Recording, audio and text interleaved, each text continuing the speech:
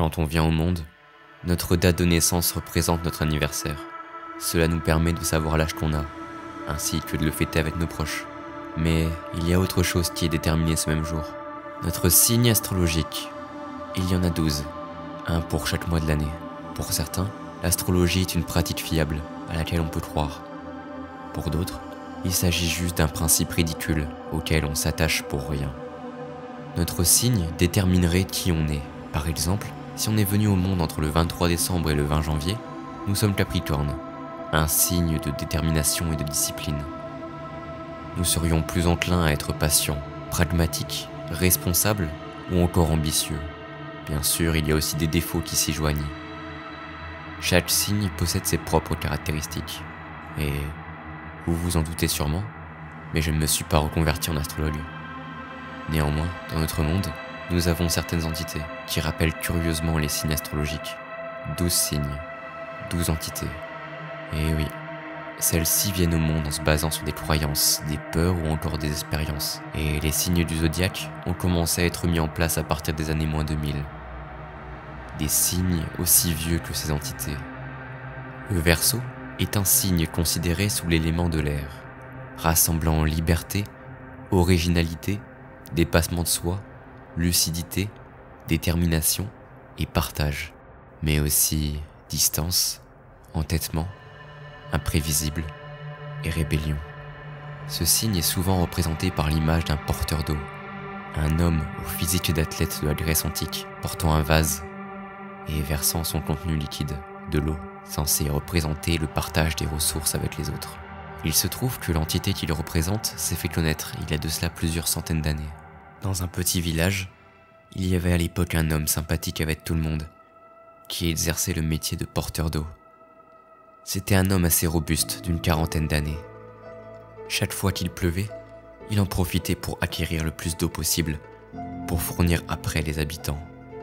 N'ayant aucun puits à disposition, ceux-ci étaient bien contents de l'avoir. Être porteur d'eau à cette époque, et dans ce village, c'était loin d'être de tout repos. Cela demandait une implication énorme. Et l'homme le savait très bien. Il faisait tous les efforts possibles pour accomplir sa tâche. Il lui est déjà arrivé de travailler en étant fiévreux, au plus mal. Et le pire, c'était en hiver. Les températures glaciales gelaient l'eau, que le porteur devait alors faire fondre ou briser pour récupérer le liquide. En cette période, il lui arrivait souvent d'avoir le froid qui lui brûle la peau, recouverte seulement de quelques tissus. Et un jour, il est arrivé un malheur. Une chose terrible pour un porteur d'eau. Alors qu'il portait un vase rempli d'eau, il a trébuché dans les escaliers et s'est retrouvé tout en bas, avec de multiples fractures aux jambes et aux bras. L'homme était incapable de bouger et donc de travailler. Malgré toute sa volonté, son esprit n'arrivait pas à dépasser les limites de son corps. Et il dut se résoudre à passer ses journées chez lui pour se rétablir. Les jours passaient et ses blessures n'ont pas guéri. Les habitants du village commençaient à parler dans son dos, lui reprochant de ne pas faire suffisamment d'efforts pour se remettre, afin de continuer à travailler pour eux. De son côté, l'homme eut des échos de ce que les villageois pensaient. Il a essayé tous les moyens pour guérir. Il a même fait appel à un sorcier, sans en informer les habitants du village. Après tout, la sorcellerie n'était pas vue d'un œil très clément à cette époque. Malheureusement, rien n'a fonctionné. Mais la détermination d'un homme peut le pousser à faire de nombreuses choses. Alors un beau jour, après avoir passé la nuit à essayer de marcher, le porteur d'eau réussit à sortir de sa cabane. Et avec son vase rempli d'eau, il s'est dirigé vers les maisons des habitants. Ceux-ci étaient étonnés de voir l'homme enfin debout, en train de travailler. Certains eurent même quelques regrets pour avoir parlé dans le dos du porteur. D'autres se dirent qu'il était temps, que ce bon vieux porteur s'était bien assez reposé. Néanmoins, l'état de l'homme ne laissait aucun doute. À chaque pas, il était de plus en plus tremblant. Ses yeux devenaient injectés de sang au fur et à mesure de la journée. Et sa respiration se faisait de plus en plus difficile.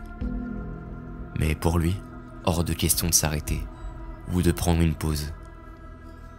Il venait d'achever sa dernière livraison d'eau de la journée, quand il entendit un bruit sourd. Ses jambes l'avaient lâché pour de bon, et l'homme s'est alors écroulé au sol dans un cri de douleur. Quelques habitants encore debout l'ont porté jusqu'à son lit. Fiévreux, fatigué et brisé, Il voyait les ombres des villageois dans sa chambre et entendait leurs reproches. Il avait fait tout ce qu'il avait pu.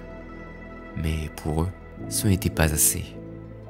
Alors que son corps commençait à le lâcher petit à petit, une certaine envie de liberté s'est réveillée dans son esprit. Il ne savait pas s'il allait survivre, mais que ce soit dans cette vie ou dans une autre, jamais plus il ne travaillerait pour quelqu'un. Il s'en fit la promesse au fond de son cœur. Mais c'est alors qu'un autre sentiment lui parvint, celui de la rébellion. Après tout, quoi de mieux qu'une rébellion pour exprimer son envie de liberté? Mais comment faire connaître son mécontentement aux villageois? À l'époque, il n'était pas question de grève, de droit ou encore de syndicat. Alors c'est une idée assez macabre qui lui vint à l'esprit. L'homme n'était plus dans l'optique de partager. Sa détermination s'était transformée en entêtement pour son désir de liberté. Il a rassemblé toutes les forces qui lui restaient pour installer plusieurs vases et les remplir avec l'eau qui lui restait. Positionné à différents endroits du village avec une pancarte indiquant que les villageois pouvaient se servir avec leurs seaux. C'était un peu les fontaines de l'époque. Une fois tout cela installé, l'homme s'est traîné jusque chez lui, où il s'est effondré sur son lit. Pendant ce temps, les villageois profitaient des vases remplis d'eau pour boire et se laver. Les jours passèrent et les vases étaient quasiment vides. Personne n'avait aperçu le porteur d'eau depuis le jour de l'installation. Mais ce n'était pas le pire, loin de là. Les villageois commencèrent à tomber malades, les uns après les autres. Fièvre, vomissements accompagnés de sang et démangeaisons sur tout le corps.